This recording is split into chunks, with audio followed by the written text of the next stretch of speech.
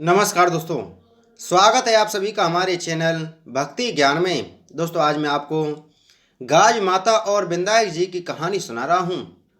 एक राजा और एक रानी थी। उन्होंने अपने पुत्र का विवाह किया, लेकिन शादी के काफ़ी साल बीत जाने पर भी रानी की बहू को पुत्र की प्राप्ति का सुख प्राप्त नहीं हुआ। एक दिन की बात है, रानी अपनी सहेली के घर गई तो वह गाज माता की कहानी सुन रही थी। तब रानी ने भी सहेली के वहां गाज माता की कहानी सुनी और उसी समय संकल्प लिया कि मेरी बहू को अगर गर्भ रह जाता है तो सवा शेर का रोट चढ़ाऊंगी। इस संकल्प से रानी की मनोकामना पूर्ण हुई। जब गाज माता का दिन आया तो रानी ने अपनी बहू को 8 तार का धागा हल्दी में रंग करके बहू को मंगलसूत्र में बांधने के लिए कहा। बहू ने रानी की बात मानी और मंगलसूत्र में धागा बांध लिया, लेकिन रानी के बेटे को यह बात अच्छी नहीं लगी। रानी के बेटे ने कहा कि इतने कीमती मोती लगे हुए हैं, उसके साथ यह धागा क्यों बांध रखा है। तब रानी की बहू ने कहा कि यह गाज माता का डोरा है।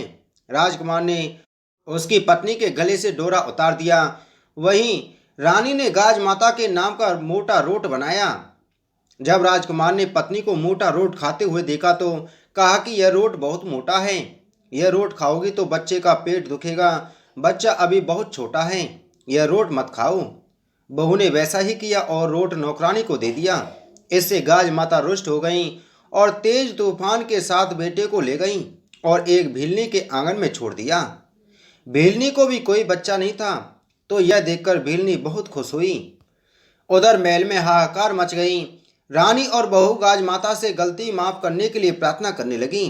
फिर रानी ने सवा मन का रोट बनाकर गाज माता को चढ़ाया और पूजा करने लगी।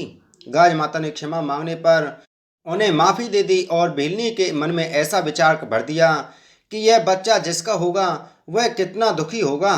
इसलिए भीलनी बच्चे को लेकर महल की तरफ आई। तब उसे पता चला कि यह बच्चा राजकुमार का है। भीलनी ने बच्चा रानी को दिया। महारानी ने भीलनी से कहा कि यह सभी गाज माता के प्रकोप के कारण हुआ है। भीलनी ने महारानी से गाज माता के बारे में पूछा तो महारानी ने सब विस्तार पूर्वक बताया। यह सभी बात सुनकर भीलनी ने भी रोट चलाने का संकल्प लिया। उसके बाद गाज माता भीलनी पर खुश होकर उसे भी पुत्र का सुख दिया। हे गाज माता, जैसे रानी को भीलनी को फल दिया वैसा फल सभी को देना, और जैसा प्रकोप किया वैसा प्रकोप किसी पर ना करना। गाज माता की कहानी कहने वाले, गाज माता की कहानी सुनने वाले और हामी भरने वाले के घर में सुख देना और सभी दुख हर लेना।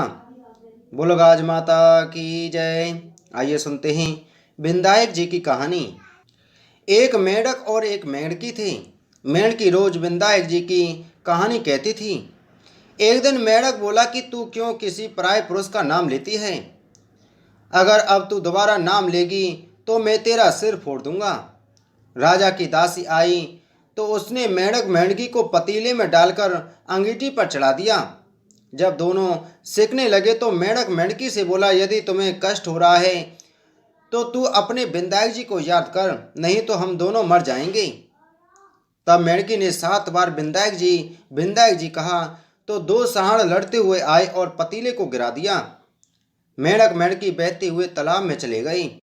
हे गणेश जी महाराज, जैसे मेंढक और मेंढकी का संकट काटा उसी प्रकार सभी के संकट काटना, कहने वाले और सुनने वाले के कष्ट दूर करना, हमारे और हमारे परिवार के सभी दुख दूर करना।